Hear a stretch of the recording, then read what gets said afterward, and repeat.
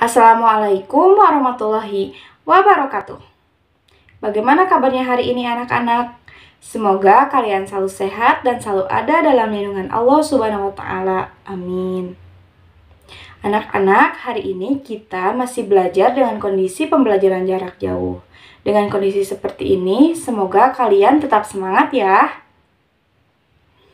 Anak-anak, berhubung kita masih dalam kondisi pandemi, Ibu tidak akan bosan mengingatkan untuk selalu menjaga protokol kesehatan. Hari ini kita akan melanjutkan pembelajaran PPKN, namun sebelumnya kita berdoa terlebih dahulu yuk. Berdoa dimulai.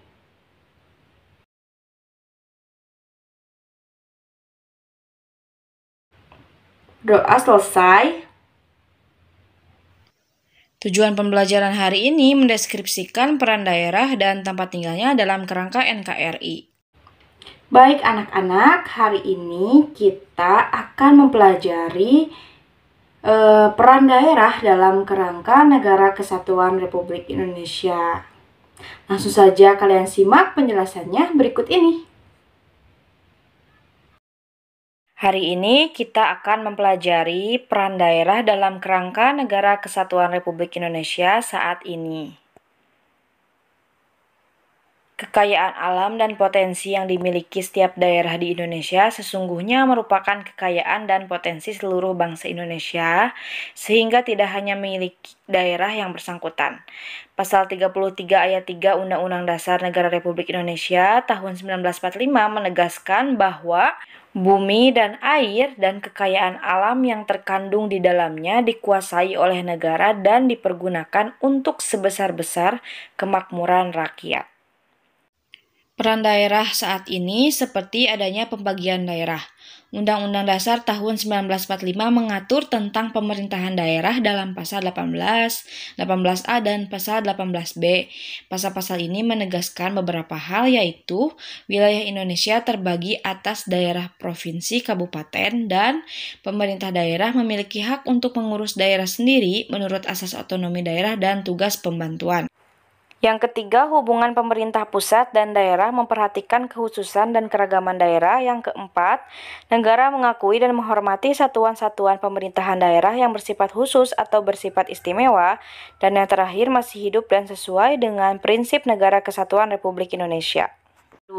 Pengelolaan kekayaan alam Indonesia. Yang pertama, kekayaan alam yang dimiliki setiap daerah di Indonesia merupakan kekayaan seluruh bangsa Indonesia, tidak hanya milik daerah yang bersangkutan. Seperti pada sebelumnya telah dijelaskan bahwa pasal 33 ayat 3 Undang-Undang Dasar telah menjelaskan bahwasannya bumi dan air dan kekayaan alam yang terkandung di dalamnya dikuasai oleh negara dan dipergunakan untuk sebesar-besar kemakmuran rakyat. Yang ketiga, makna dikuasai adalah negara memiliki kekuasaan untuk mengatur bumi dan kekayaan alam yang terkandung di dalamnya. Dan yang terakhir, kekuasaan untuk mengatur oleh negara dimaksudkan agar kemakmuran rakyat benar-benar tercapai untuk perorangan atau golongan tertentu. Yang ketiga, ada kesadaran bahwa negara Indonesia merupakan negara yang besar. Kesadaran bahwa negara Indonesia merupakan negara yang besar agar tercipta prinsip keadilan dalam kemajuan dan kemakmuran rakyat dan daerah, maka pengelolaan pemerintahan menggunakan asas desentralisasi. Selanjutnya, desentralisasi dibagi menjadi 4 tipe, yaitu desentralisasi politik yang bertujuan menyalurkan semangat demokrasi secara positif di masyarakat. Desentralisasi administrasi yang memiliki 3 bentuk utama, yang dekonsentrasi, delegasi, dan devolusi, bertujuan agar penyelenggaraan pemerintahan dapat berjalan secara efektif dan efisien. Yang ketiga, desentralisasi fiskal, bertujuan memberikan kesempatan kepada daerah untuk menggali berbagai sumber dana dan berkaitan pada sektor publik atau sektor privat. Yang keempat, peran daerah pada saat ini, yaitu ada pemerintahan daerah.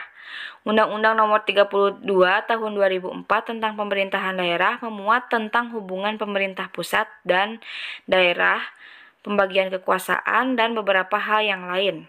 Hal-hal pokok yang termaktub di dalam Undang-Undang Nomor 32 Tahun 2004 yang telah disempurnakan dengan Undang-Undang Nomor 23 Tahun 2014, sebagaimana diubah dengan Undang-Undang Nomor 2 Tahun 2015 dan diubah lagi dengan Undang-Undang Nomor 9 Tahun 2015 antara lain, yang pertama mengatur mengenai pengertian otonomi daerah.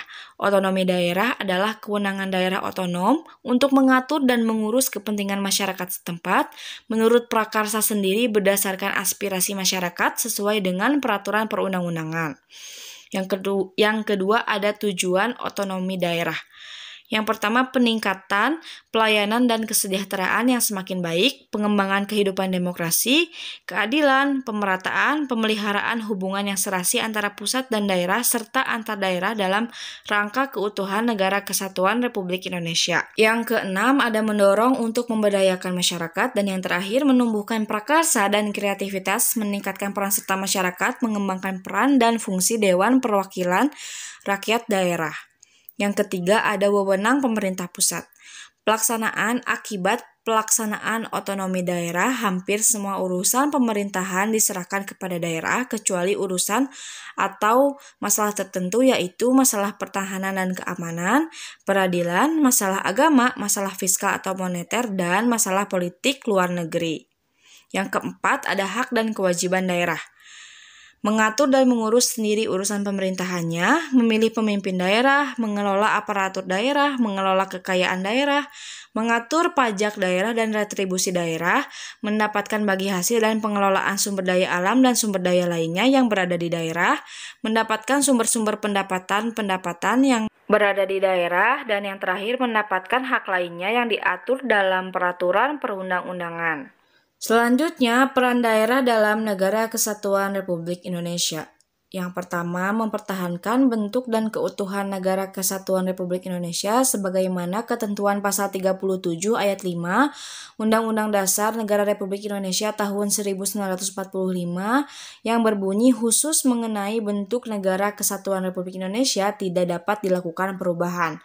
Yang kedua, meningkatkan kesejahteraan masyarakat dalam bidang kesehatan, pendidikan, dan pendapatan masyarakat. Yang ketiga, memajukan bangsa melalui inovasi dan kreativitas aparatur sipil negara daerah. Yang keempat, melaksanakan pembangunan nasional untuk meningkatkan pemerataan pendapatan masyarakat, kesempatan kerja, lapangan berusaha, kesempatan dan kualitas pelayanan publik, dan daya saing di daerah. Yang terakhir, mengembangkan kehidupan bermasyarakat, berbangsa, dan bernegara yang demokratis. Dapat ditarik kesimpulan bahwasanya peran daerah dalam kerangka Negara Kesatuan Republik Indonesia saat ini yaitu dapat kita temukan seperti pada pembagian daerah, pengelolaan kekayaan alam Indonesia oleh daerah, kesadaran bahwa negara Indonesia merupakan negara yang besar, dan kemudian pembagian pemerintahan daerah dan peran daerah dalam Negara Kesatuan Republik Indonesia. Nah, anak-anak, itu tadi pembelajaran PPKN hari ini. Apabila kalian belum paham atau ada yang ingin kalian tanyakan, boleh kalian tulis pertanyaannya di kolom komentar ya. Pembelajaran PPKN hari ini dicukupkan sekian. Mohon maaf apabila banyak kesalahan. Ibu akhiri. Wassalamualaikum warahmatullahi wabarakatuh.